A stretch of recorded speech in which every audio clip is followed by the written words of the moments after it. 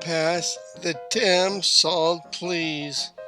Chapter 23, The Talk. Rachel and Riley, Part 5. That movie was pretty good, said Rachel. Pretty good, I guess. I mean, if you are a complete dead brain moron who thinks third grade fart jokes are the height of sophistication, yeah, this would be a pretty good movie, said Riley. A complete brain dead moron. Say, wouldn't a moron by definition not be completely brain dead? Said Rachel. Huh? Said Riley.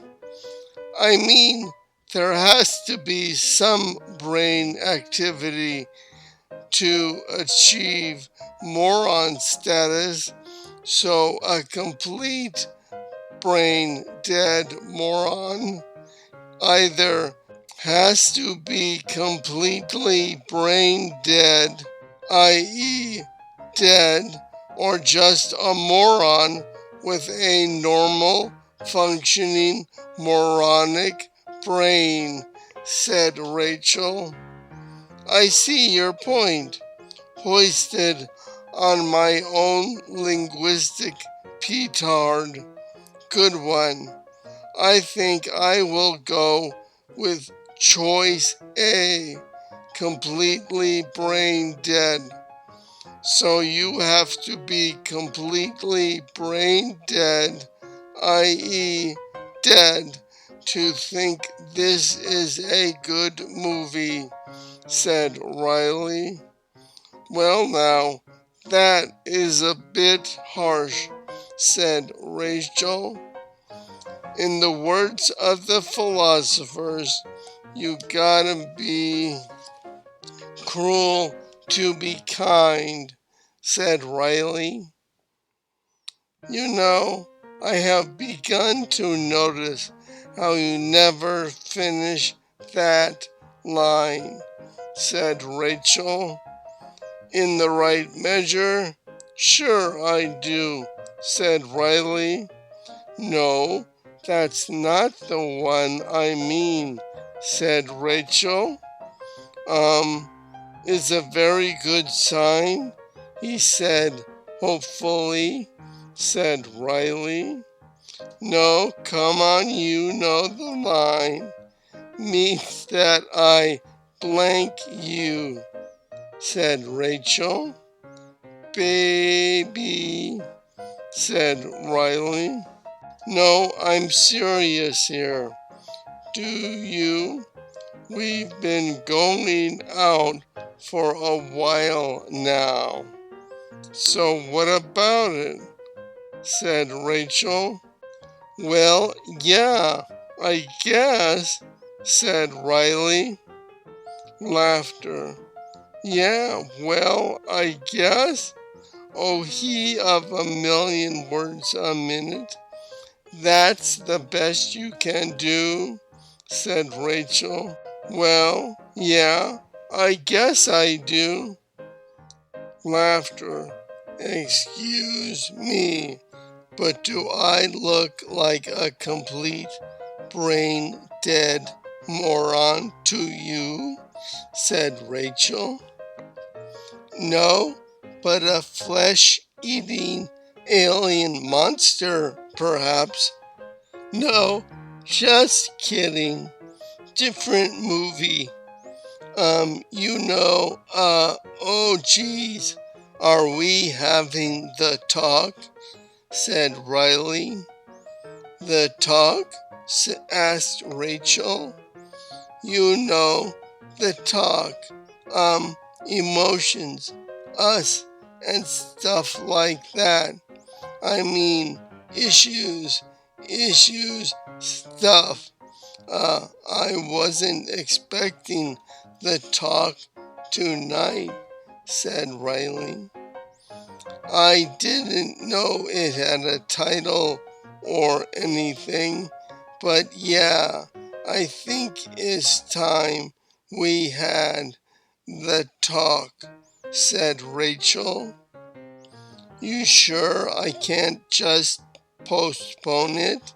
I mean, we just saw this emotionally intense movie that has left us both drained by its pure cinematic intensity, said Riley.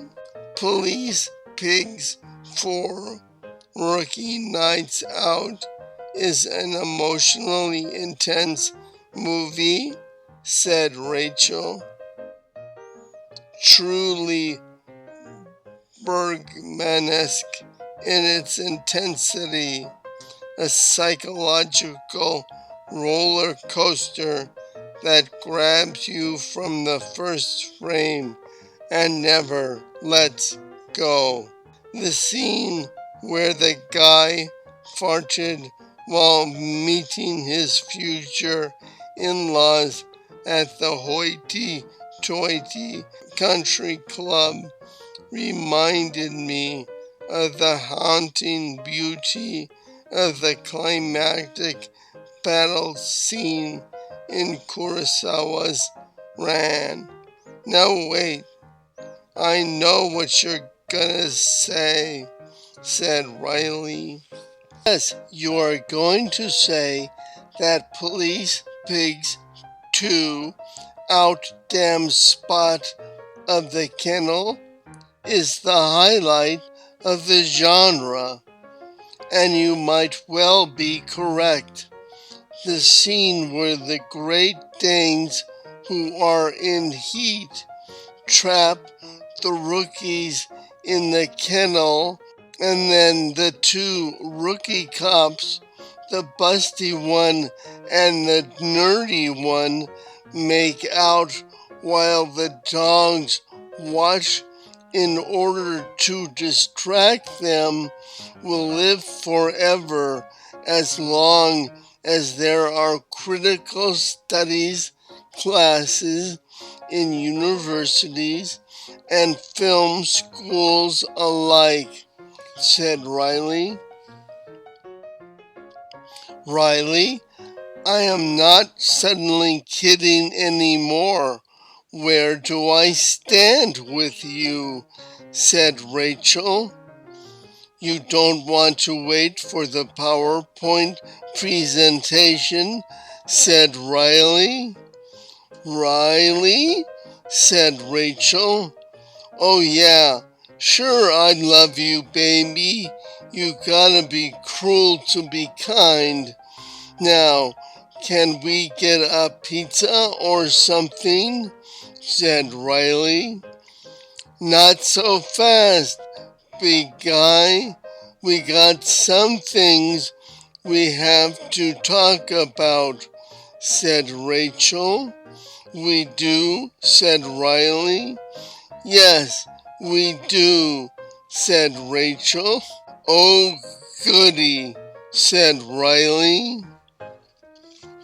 You can't just say, I love you for the first time and then just get a pizza, said Rachel. No, I'm buying, said Riley. No, you can't, especially when you said it like that, said Rachel. I see the talk, deluxe edition, said Riley. So, you have done this before, I see, said Rachel. Yes, it's a step. Started with manic depressive number 2, but I like to think I have gotten better with it since then. Let's do it. Okay, first girlfriend when I was 16.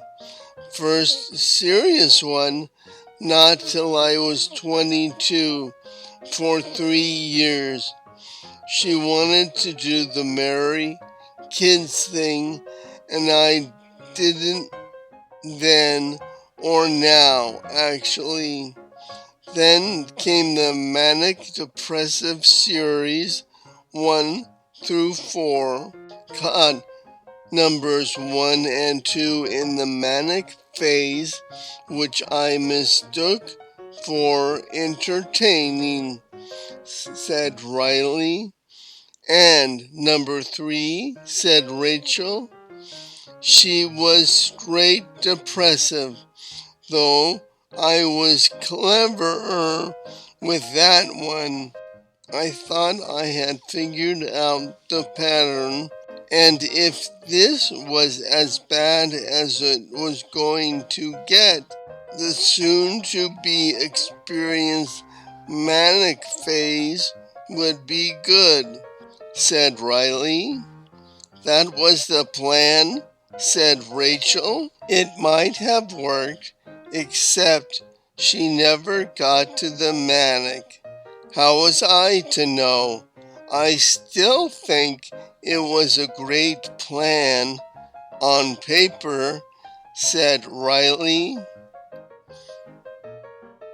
Brilliant. And number 4, said Rachel. My fault. I caught her in manic.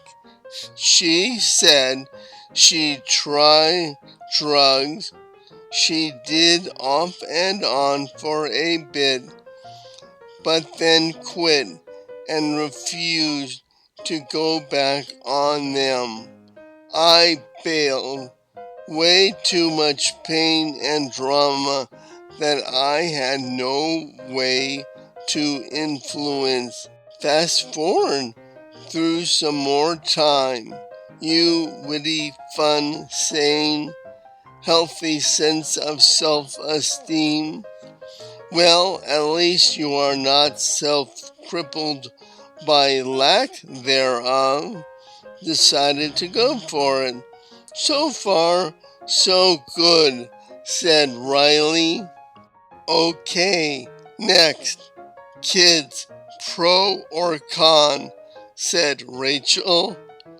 Con, said Riley. Both long-term and short-term, said Rachel. Now and stretching as far into the future as the eye can see, said Riley. Mind if I ask why? Said Rachel. Well, since is the talk? Of course not, said Riley. The talk, deluxe edition, said Rachel. Yeah, with all the bells and whistles. Okay, no kids. The reasons. First of all, it seems to me that with 6 billion people already on the planet, underpopulation is not the most pressing issue of the day, said Riley. Thank you, Mr. Malthus. So, you could adopt from among the 6 billion or so? Or do you just not want any kids at all running underfoot? Said Rachel. You know, well, I don't need a kid to make me feel complete. No kids seem to me to be the natural state, and you should have a good reason to have 1 or 2 or whatever. And none of the reasons I have heard to have 1 makes any sense. My name can die with me for all that means. If anything of mine is going to survive, it's going to be something more directly mine, said Riley. What can be more directly connected than a child, said Rachel. Something I have created or done, and not just protoplasm that is shared with someone else and the environment. And if nothing I do or create outlasts me, then that is the way it goes. No need to inflict the world with more bodies just because I have a vague urge to leave my mark on the cosmos, said Riley. Oh, said Rachel. And kids as caregivers to the ages. Well, I have seen how well that turns out. The arguing and bickering, and that's just before the parent dies. Just put me in a home someplace, and hopefully I will die quick. Of course, in some of those homes, that is pretty much a certainty, but if you do want kids, it shouldn't be for you. It should be for them. And I don't want them enough for them. Does that make any kind of sense at all? Said Riley. Are you serious? Said Rachel. Yeah, said Riley. I mean, for a lot of guys, they really want kids or don't want them for all kinds of reasons, but will say all kinds of stuff because they think that is what women want to hear. So be honest, said Rachel. No, I don't want any of the little dears. How stand you on the kids issue? Said Riley. Definitely anti, said Rachel. Anti? You don't see a baby and say, I gotta get me at least one of those, said Riley. Nope, I see a spewing baby and I thank my lucky stars. How did you miss the gotta have kids to be a whole person, Jean, said Riley. Just lucky, I guess. I spent enough time raising my parents to satisfy that particular instinct. It is time for me now to be the center of my life. And if I choose to share it with someone, I choose an adult.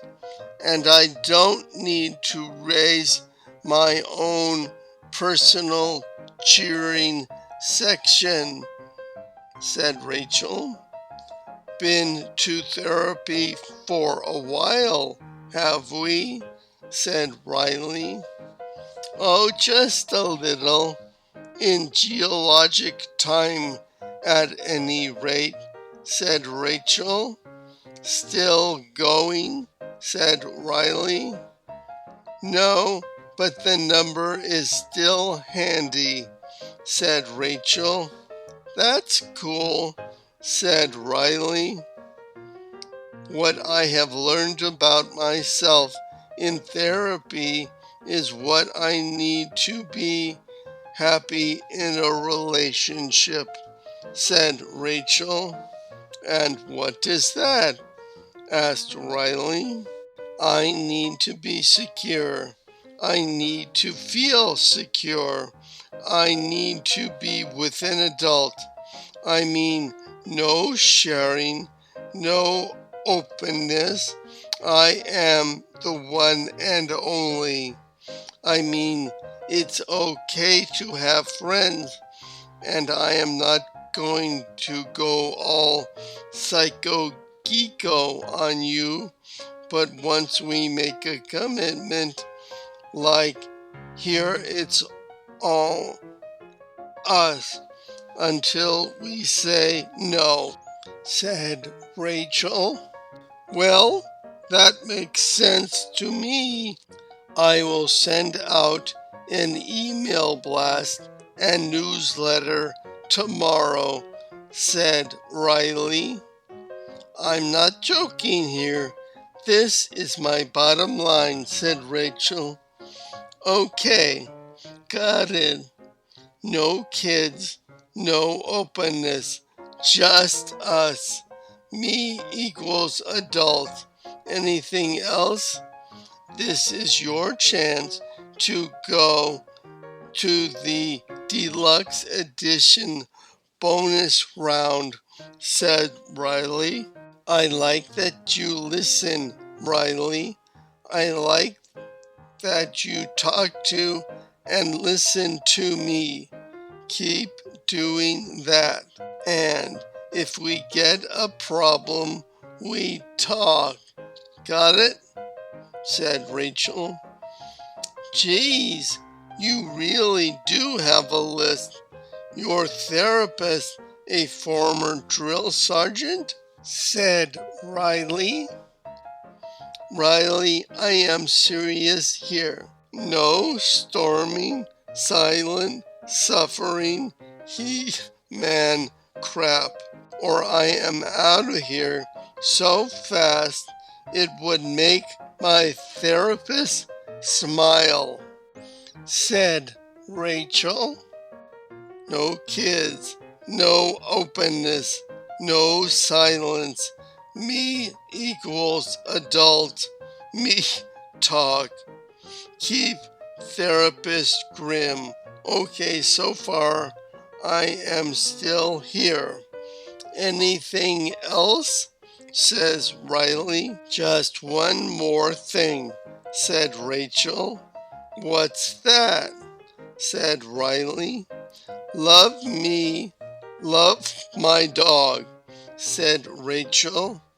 Love Patches? Said Riley. Yeah, we're a team, said Rachel. Of course you are. Patches is a good dog, said Riley. And Patches likes you too, which is a very, very good sign, said Rachel. You've got to be cruel to be kind. It means I love you, baby. See now, that wasn't so bad, was it? Said Rachel. Not as bad as Police Pigs 4 Rookies Night Out, said Riley. Laughter. Next time I pick the movie, said Rachel. And I pick what we talk about after, said Riley. Deal, said Rachel. Dealer, said Riley. Done, said Rachel.